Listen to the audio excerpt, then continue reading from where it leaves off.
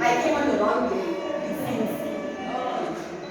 So today I am talking about my favorite topic, which is self-care. I'm not gonna change. I'm not gonna change what I come here to talk about, which is self-love journey. And the reason why I'm so adamant is because all of the other relationships don't matter. If you do not have a good relationship with yourself, you are going to have a problem with me. You're going to have a problem with everyone in your life. Because you do not have a relationship with the most important person, which is yourself. And that relationship that you have with yourself, guess what it's going to do for you? It's going to make you realize just how much God loves you. Because when you start looking at yourself, and you start looking at how He put you together, it will bring you to tears. Last night, as you know, I'm a businesswoman and I have an events company. Last night, I was doing an event for Ferrari, one of my clients. And then this morning, I got home just before 1. And then this morning, as I was driving here, and I was looking at who God created. God created the kind of person that can have a business and be with the elite, right? And then tired the next morning with 4 hours sleep, drives and gives the little bit that she has of herself to others. That's what God created in me. Who did God create in you? Do you know? You need to start having a better relationship with yourself so you can see the things that God does in your life. You don't see His blessings because you are not looking where you are supposed to, which is at yourself. You are looking at what she has there. You are not looking at where you're supposed to be looking. And that's why it seems that things are not working out. The relationship you are supposed to have is with yourself, and you will see God. You will see who He is. It brings me to tears sometimes. I'm like, what was this man thinking when you put these recipes, when you put me together? All of this love in such a tiny body, how did you do it? It brings me to tears to think He could have chosen anyone, but He chose me to come here and give of His love. When are you going to have a relationship with yourself so you can see what God has done in your life? Let me read something that I wrote for you guys in October 2020. Self-care is key. Everything you aspire for will come with its own share of adversity. This is a fact you need to accept. After having done the accepting, you need to ask yourself, what healthy ways can I deal with the inevitable reality that adversity is part of life? We often strive for perfection and seldom place any value on how to best handle ourselves when things go wrong. We are fed through all forms of media of the perfect life to aspire for. Social media, everyone and their uncles are posting their best lives. The whole society glorifies the perfect life. The reality is that all your aspirations will come with their own fair share of adversity. The promotion at work that you are eyeing will come with a higher workload and less time for yourself or your family. The weight loss aspirations will come with sore muscles at the gym, included with a diet. The marriage you aspire for might come with in-laws from help. Are you ready for the adversity that comes with your aspirations? The even better question to ask is, what is your toolkit for kindness towards yourself when dealing with adversity? Adversity is an unavoidable reality in our lives, despite the path we choose. I personally suffer from anxiety. Simply put, I overthink situations and come up with 20,000 outcomes. I'm simplifying it, but the reality of it is not nice. At times it feels like I can't breathe and my heart is full of needles. Each one of my calculations feels worse than the last one. My anxiety can be triggered by anything in my day. This is something I cannot control. Before you feel sorry for me, remember what makes me able to write is my ability to think in more than just one way. My ability to overthink is part of the reason some would say I'm a good friend, as I'm able to think outside of myself. In business, I'm able to analyze and come up with more than one viable solution. As you can see, even in the gifts that God gives us, there's a share of adversity. My toolkit of kindness towards myself is that I practice daily, consists of 3 things. Early morning meditation and yoga. This helps me clear my mind. And all I do is put in 15 minutes so that I can just quickly stretch before starting the day. What that does is it releases endorphins, which reduce anxiety and literally makes me happy. A healthy circle of friends to feed from is my number 2 thing that I make sure I have. People I guide. I keep close to me people who strive for positivity in their lives. Bad days happen to us all, but I find that a positive circle of friends will remind you of who you are and what you are truly capable of when you start doubting yourself. The last and most important one is gratitude. I select every morning 3 things before my day starts that I'm grateful for. Either it being that my son is healthy, the lovely sleep I just got and woke up alive. I always find something. It is important to be able to find something to be grateful for. Because we're constantly feeling and being made to feel that we should aspire for more. So we seldom see what's in front of us. We have normalized situations that are not normal, like single motherhood, career, woman, and life. We do all of these things without ever asking for help or taking time out to ourselves to rebuild our energies. We need to normalize taking time out to ourselves. When things go pear-shaped at work or in our relationships, it's at those times that we need to prepare for by making self-care routines part of our daily lives. Too much is riding on us queens. We need to prepare for the unavoidable part of which is that our best efforts and aspirations will still come with adversity. In our own individual roles as sisters, mothers, wives, career will be tested. What is your toolkit for kindness towards yourself? Is it prayer?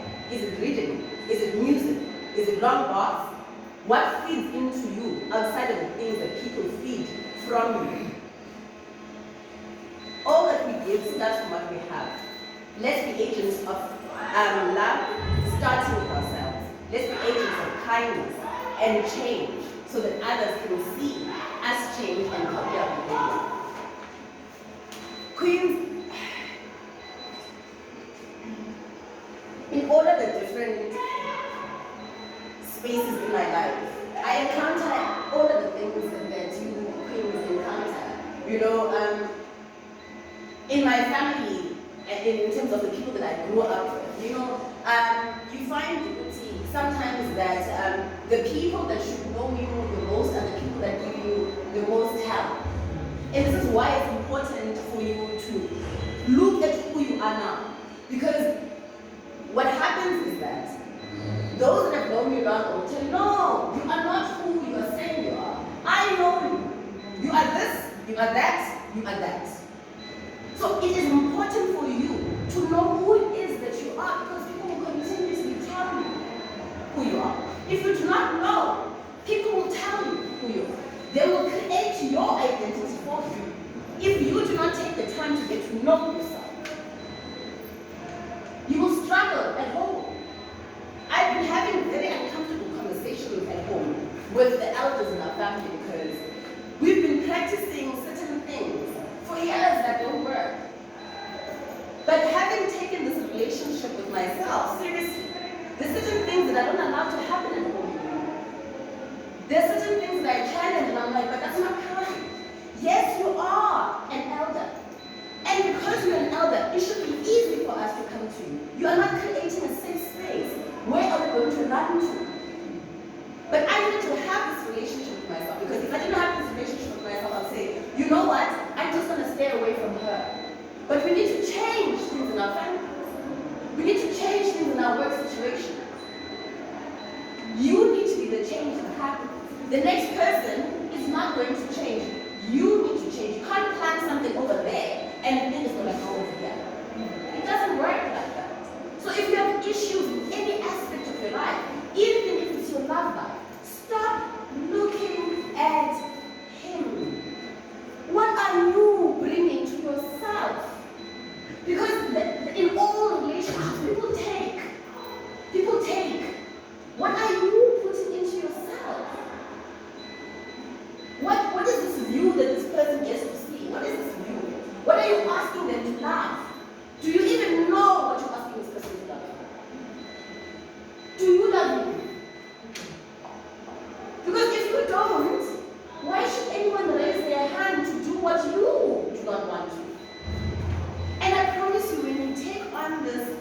very difficult journey. It just makes life simple. It makes life simple because even when a person comes and tries and fights with you, the peace that you have created within yourself, you protect it so much that you smile and you just walk away. So true. The reason why you fight is because you are fighting inside. You are not okay with you. And that's why everybody that fights you are broken. You are ready for that. Because the battles are inside of you. And that's why it's easy. Anyone can say anything to you and it's a trigger. It's a trigger. Because you don't, it's not that you don't have a good relationship with other people. You don't have a good relationship with yourself. Oh, yes. Because once you find that peace, you protect that thing. You protect that thing. It's like, I don't like what we see. But that guy, he's so nice. Why would you break up with him? Because he was trying to ruin my peace. That's why. Because he came into my life with no peace of his own. And is trying to take some of my peace. It doesn't work like that. Oh, yes. And you know how men always say, I want a woman who's going to give me peace.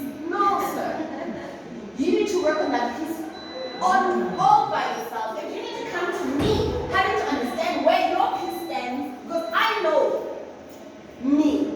We take on things. We feel that if I love her, if I love her, then I've done it, then I've accomplished. You have accomplished nothing if you don't love yourself.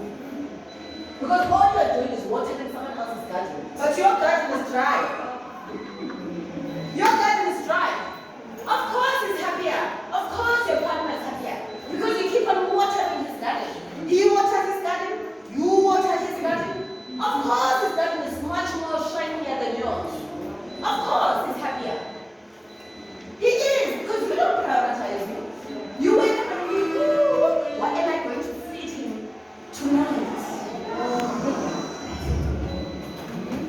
You and your softies that have stood the whole day.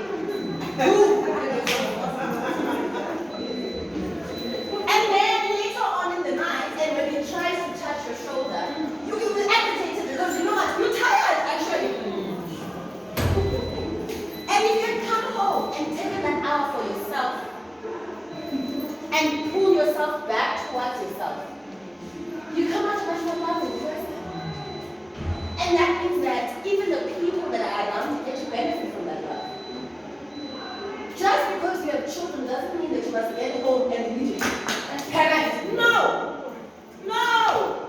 Stop with that. You're not doing them a favor because you've been here the whole day. Where there was stress. And you haven't switched off. So what you're going to do is that you're going to expound on your children. Because you're a human being. Stop thinking you have superpowers. You do not. The biggest lie we were ever told is that we are wrong. We absorb all things. Have you noticed that the rate of women getting cancer? Can I tell you what my own theory is? Is that as women we have learned to absorb pain in our bodies. And that pain becomes toxic. Because we are told that even in the worst crisis, we are supposed to, because even when someone dies, we're not expected to move around and do things. There's no moment for us. There's never an off for us. So you need to give yourself that off. Because God didn't give you your life in mind. God gave you your life. So when you go and stand in front of Him, you can say, you know what you gave me, with that little personality that you gave me, with that roundness that you gave me, I was walking like this me. I was showing people what God gave me. You know, and you can have that conversation that you gave me this, God, this is how I used it. You gave me this gift, God, this is how I used it. You gave me this gift, God, this is how I used it. You are not using your gifts because you don't even know yourself. There's many of you sitting here with gifts that we need.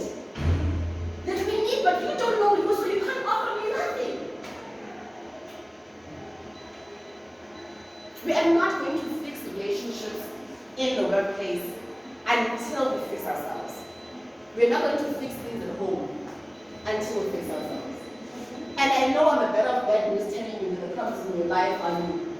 I'm sorry to tell you, but it's the truth. Because it's your life. It's yours.